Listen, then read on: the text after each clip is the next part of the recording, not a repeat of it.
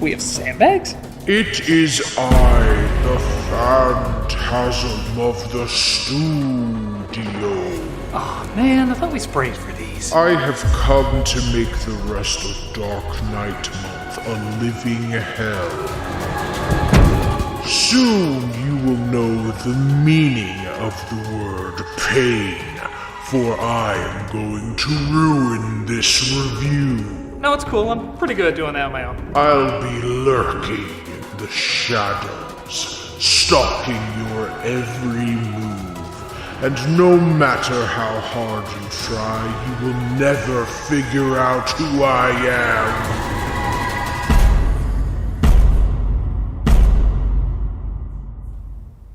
Malcolm.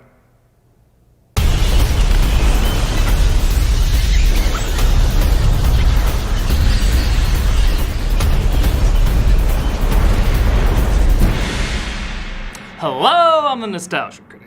Remember, so you don't have to. Well, seeing how we're at the end of Dark Knight Month and there's only one theatrical Batman movie left. Okay, two. Hey, I was in that one, isn't that enough? It only makes sense to look over what many consider the most faithful Batman movie, Batman: Mask of the Phantasm.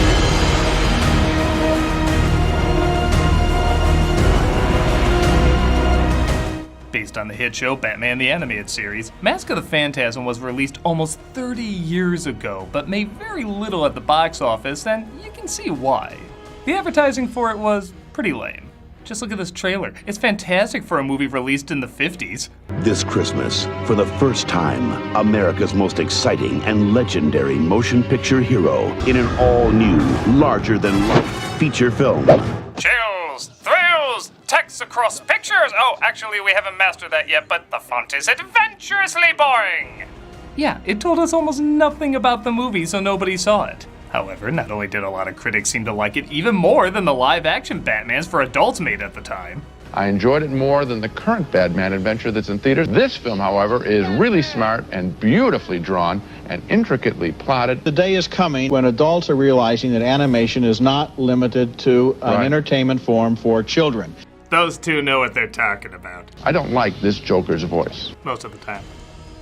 But it's gotten a reputation as being the Batman movie being the closest to what Batman was, as it was based on arguably the most faithful Batman series. I've talked about how great this movie is in the past, but I've never given a detailed review, and I can't think of a better movie to close out Dark Knight Month with. So let's get started with... Critic, did you know we have a phantasm? I thought we sprayed for these. Oh yeah, just ignore her, she'll go away. Her? How do you know it's a her? Are we really doing this? Hello, boys. Tamara, have you heard of this mysterious phantasm? Why, no, I have not. I best go get this devious deviant. Godspeed, Tamara. We shouldn't trust anybody. Dude, we're so close to wrapping up Dark Knight Month. Okay, but I'm gonna get down to the bottom of who this phantasm really is. Oh! A sandbag? Why would there be a sandbag in a hallway? Let's take a look at Batman: Mask of the Phantasm. This intro is pretty fantastic. A lot of CGI in the early 90s doesn't age that well, but with the Art Deco style of the city, this blends pretty great. The music, by the great Shirley Walker, keeps the tradition that the soundtrack to a Batman movie is always spectacular. Plus, there's a rumor that the Latin in the choir is really just the names of the music team backwards.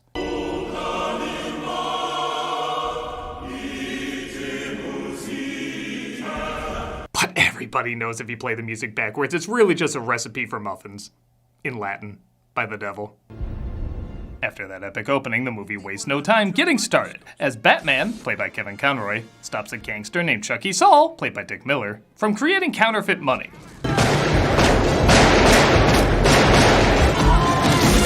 Ha! You should have shot where I was going to be! Still the best Batman. Chucky Saul. Saul is approached, though, by the Phantasm, cleverly voiced by Stacy Keach, who also voices Carl Beaumont. This works on a few levels when you realize who the Phantasm is, and yes, we are gonna go into spoilers about who it is because, well, if the friggin' action figure did it, so can we. I should also point out this is Warner Brothers' first animated PG movie, and it earns it. There's not only a decent body count in this, but some of these deaths are impressively violent. But, you know, Sing 2 has the same rating. What was in Sing 2? I'm sorry, what requires parental guidance in Sing 2? Rude. Rude. This is a guy who gets squashed by a statue in his own grave. But shit, be careful, parents. Rude! The Phantasm decides to better kill Saul. Nope, couldn't make it work. And gets away from Batman just in time. Well, I can't follow that. I'll just call it a day. Councilman Arthur Reed, played by Hart Bochner, thinks Batman killed Saul and tries to get a nationwide manhunt going for him. A lot of people, including the police, I might add, think Batman's as unstable as the crooks he brings in. He's just doing this so more people will call his girlfriend. Later at a party in Wayne Manor, Bruce wines and dines many of his lady friends. Oh, never say the M word in front of Bruce. Haven't you ever thought about marriage?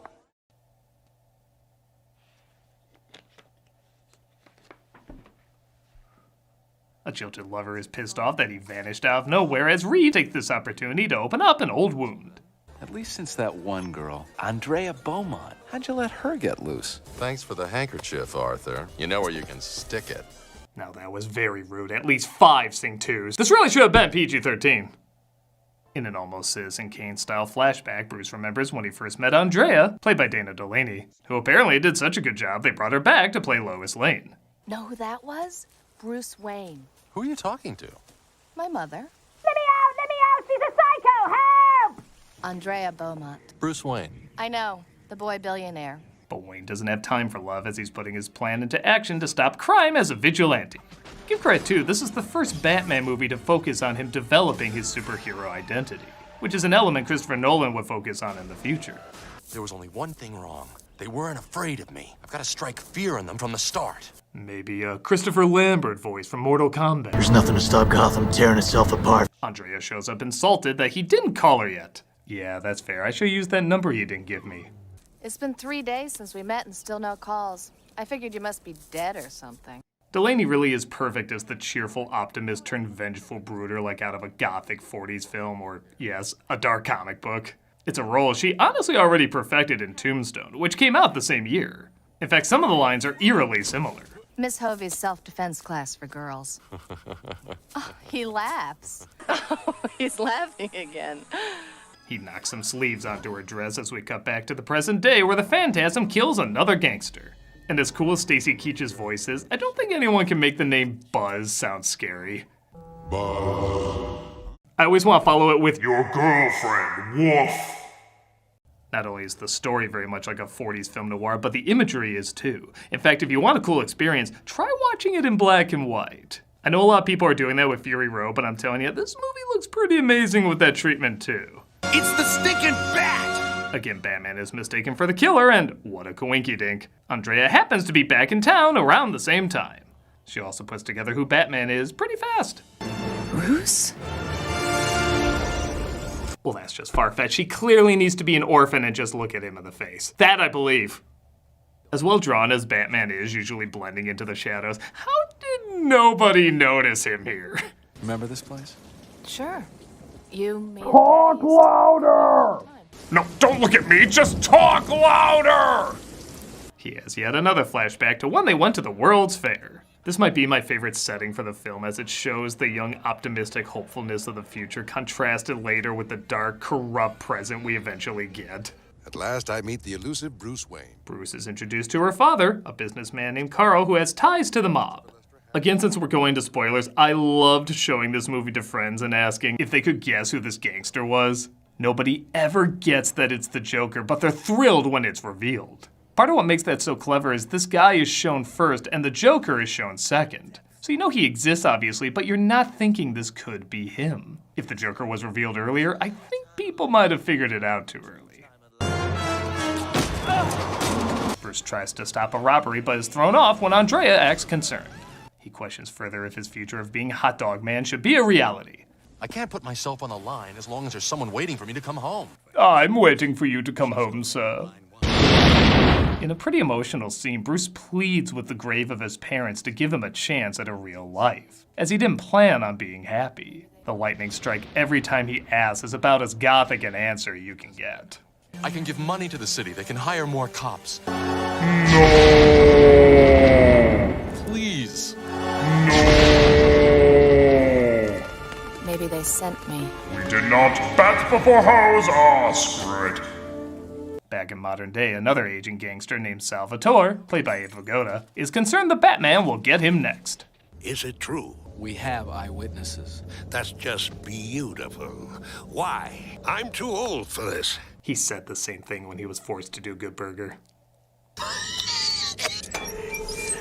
Pull over. It's not very healthy in here. No!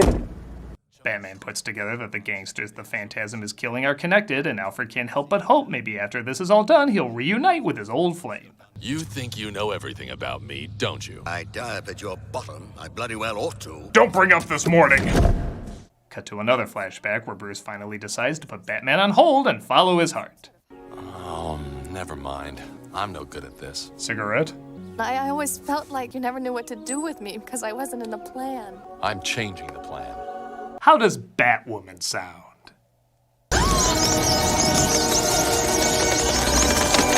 Oh, I shouldn't have proposed in the same spot Jane Eyre got proposed in. After dropping her off, though, the ring is mailed back with a letter saying forget about her. Left with Dad. Too young. Need time. I don't smoke. Being the world's greatest detective, he won't follow this up at all. It's the early years. He's a junior greatest detective. And we're given one of the best Batman costume reveals in any movie. How good is it? It doesn't even show the costume. It's just Alfred's reaction with that phenomenal music. And it gives me chills every time. My God. I guess the one thing I haven't talked about that much yet is the mystery. It's not really that hard to figure out. You know it can't be any of the characters from the show. Reed would be too obvious, and the father is introduced too late for that to be a satisfying reveal. So you know it has to be Andrea. Her arriving in town early was a clever decoy, but everything else points to her. It always seemed just a little too obvious, and that can be distracting. Oh, is Dark Knight month ruined for you now? Okay, seriously, why do we have so many sandbags? I will make you pay forever. I don't even think that makes sense, Tamara. Tamara, what makes you say that? Tamara, come on, the sandbags were embarrassing enough, but this is spectacularly embarrassing. No, I'm not her at all. In fact, oh, here she comes. I better run, cause she's so strong and she will beat me up. Yeah, that's right, you better run. It's okay, I got him, critic, don't worry. Tamara, there's not enough stop signs to convey what you have to do. What are you saying with your words? I definitely... He's back! I shall kill him! Ah! No more. No! Whoa! I just got away from that. I heard a fight. Was there a fight? Malcolm, how come you and the Phantasm are never in the same room together? Oh my God. I never thought about that. Maybe I'm the Phantasm. I just know I'm not the Phantasm. Okay, we're taking a break. Believe it or not, the Phantasm is causing some chaos around here. We should really get on that. Yes, I'll be watching myself very closely. That Malcolm's pretty sus, huh?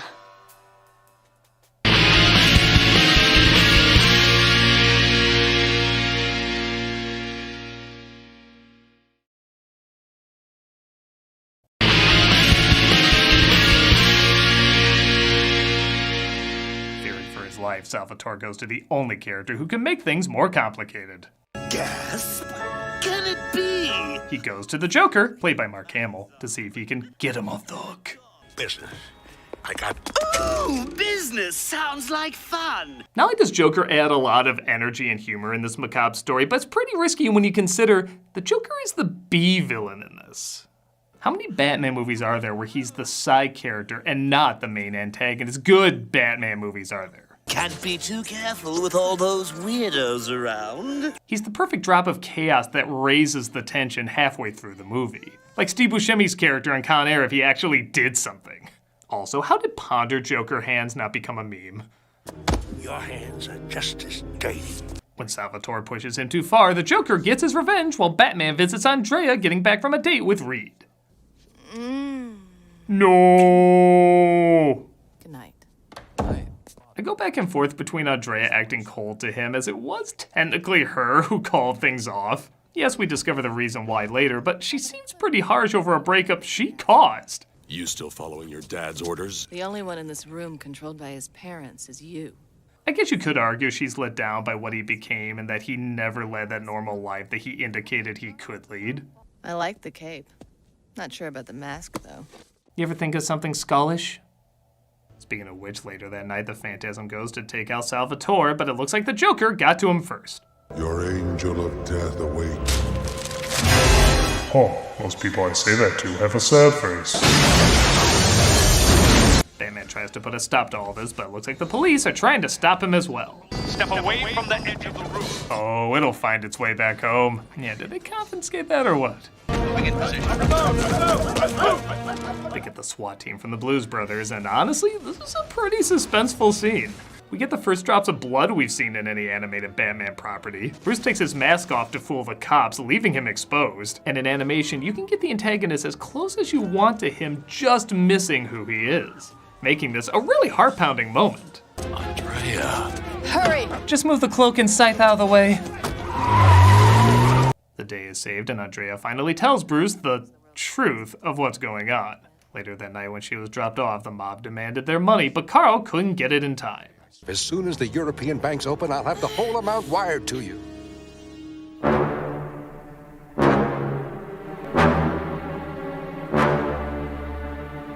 He doesn't have the money, though, and it would take some time to get. Andrea tells him that Bruce proposed to her. So why don't you just ask him for the money? They didn't want to get him involved. I don't know. But she said the mob still wanted more, and to get revenge, her father became the Phantasm. Or maybe someone related to him, who if their voice was altered, maybe would sound like him? Again, this is why I love Keach voicing both parts. Well, talking about fathers and dead people is pretty hot. Want to make out? Ooh, leave a tie on the door, sir. So after they bat-banged, yeah, again, wearing that PG rating like a badge of honor, Bruce makes a discovery looking at an old picture of the mobsters. Again, this reveal is awesome. Oh no. The Penguin! I love seeing people's reactions to this. It's both a mixture of laughter and, oh shit, everything just got worse. And to think our tax money goes to pay those jerks. I always love, too, there's one moment where Hamill loses the Joker voice. It's when he visits Reed and he says the words, "to find out." What do you want? To find out who's iced the old gang. To find out. I don't know why, I always thought that was really cool. Just as Joker tries to get answers from Reed, Batman does the same after he's injected with laughing toxin. It makes for an intimidating, but also pretty funny scene. Why did the Joker meet with you? He thinks you're involved. Why? And why are our tongues fire hydrant red? Seriously, they're glowing in the dark! He reveals that he got involved with the mob, and when he couldn't pay them back, he handed over Carl's location because he was his accountant. You sold him to the mob. I was broke, desperate. They said all they wanted was their money back. I offered them all Rolexes, it did nothing! Batman goes to Andrea's apartment to get more answers, but she's not in. Suddenly, the telephone rings. Miss Beaumont! There's no use jumping out the window this time. The Joker tries to blow up her place, but Batman stops it, and we finally learn what happened after she and her father fled. Dad? Oh, I knew we shouldn't have hit at Falcone Estates. Back in modern day, the Joker gets a little, the scene explains itself. What do you say, hon? Feeling the old electricity tonight? I don't know what's more disturbing, the fact that the Joker would bang a robot or the fact that we have no problem believing he would. We're given the big reveal that the Phantasm was in fact the whole time Andrea. So you figured it out. I kind of love how the extra padding to disguise her figure just flies off when she loses the mask. That's some dedicated sewing right there.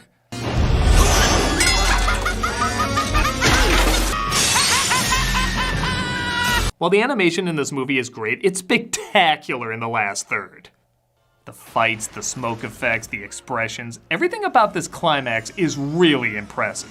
Even the sound design. I know it doesn't get talked about much, but a good chunk of this climax and a lot of the film's action sequences also works because everything sounds as massive as it looks.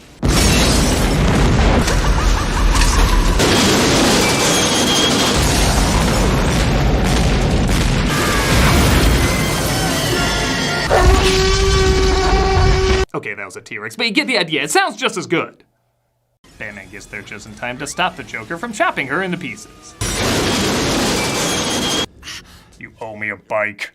They have a good argument about justice and vengeance that again is mirrored in future Nolan movies, and she makes a good point about what a thin line it is between what they do. What will vengeance solve? If anyone knows the answer to that, Bruce, it's you. I like, too, he doesn't have a witty comeback. Something like that is saved later when there's a speech from Alfred. I think I always liked a Batman who's smart and doesn't always get duped, yet doesn't have everything figured out either. Leave, Andy. Now.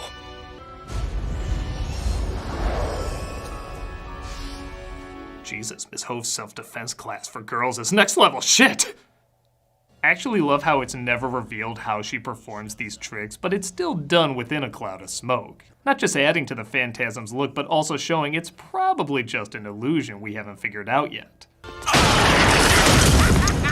We're given a really fun fight with the Joker, almost mirroring a Godzilla-style climax, when Batman knocks his tooth out, somehow making him funnier than he already is. Even when shit gets real, you can't help but laugh at that ridiculous gap in his teeth. Joker says he's gonna blow up the amusement park, but Batman stops him from escaping, meaning they're all gonna get blown sky high. And I'm really glad I can go into spoilers with this one because, man, I was sick of cropping this shot whenever I wanted to talk about the most epic Joker laugh. While we're on the subject, this is the most epic Joker laugh.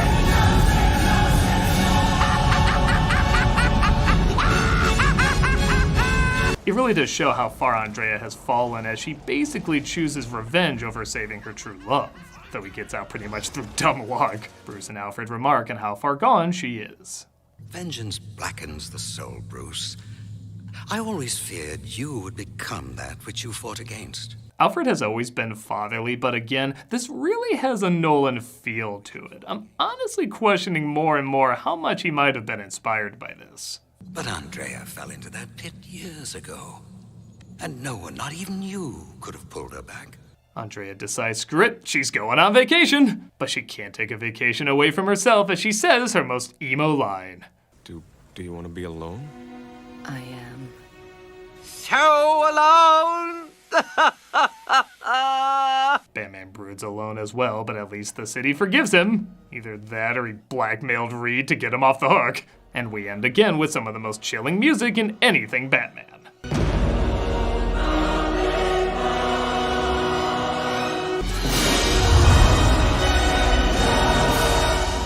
And that's said to be the most authentic Batman movie, and honestly, I can't disagree with them. Like I said, if I had one issue, I wish the mystery was a little stronger. I mean, I feel like we could have put on a better mystery. Again? Go Phantasm.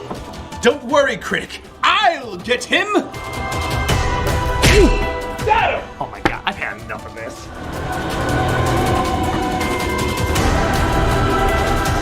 Okay, let's see who this Phantasm really is. What? That's right. It was me the whole time. That makes no sense! Yeah, I for sure thought that it was me. It was all part of my diabolical plan, you see. I went to extreme measures to look like Tamra. But how? I spray painted my wrist white and wrote diabetic. Then what? I altered my voice to sound like a lower version of your voice. Okay, how the hell did your height change when you put on the mask? Well, I have to have some secrets. This is the stupidest mystery I've ever been a part of. Exactly! Nobody's expecting a great mystery because it's a review show. Oh, and since we did an okay one, or even any mystery at all, it's pretty impressive. It's not even an okay one. You didn't see it coming. Okay, maybe the mystery in this is a little better than I thought. While Batman would often do detective stories, this is one of the few that offers a mystery you can solve on your own. Even The Batman is him solving a case, but you aren't given the clues to figure it out. In this one, you are. And it's still the only Batman movie to do that. Also, as many critics have pointed out, this is much more of an adult Batman movie than the adult Batman movies that were being made. But it is still meant for older kids as a starting point, and I think older kids would find this a decent mystery. And yeah, as I've learned, writing a mystery can be more difficult than I thought. It also might be the shortest Batman movie, with a running time of only 75 minutes, so it doesn't overstay its welcome. If anything, it had a huge advantage because the characters were already set up from the show, but even if they weren't, you could get what they were about very quickly. When I think of something that encompasses the essence of what Batman is over the years, I do think of the animated series, and this movie is lumped in with that. This feels like a film that was underestimated but has really grown a dedicated following over the years as being the truest Batman flick. I can think of no better way to close out Dark Knight month than praising a movie that best represented what The Dark Knight was all about. It pretty much is everything you think of when you think of Batman.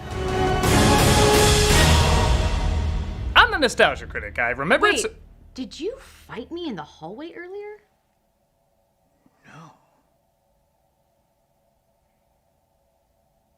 I'm not safe here.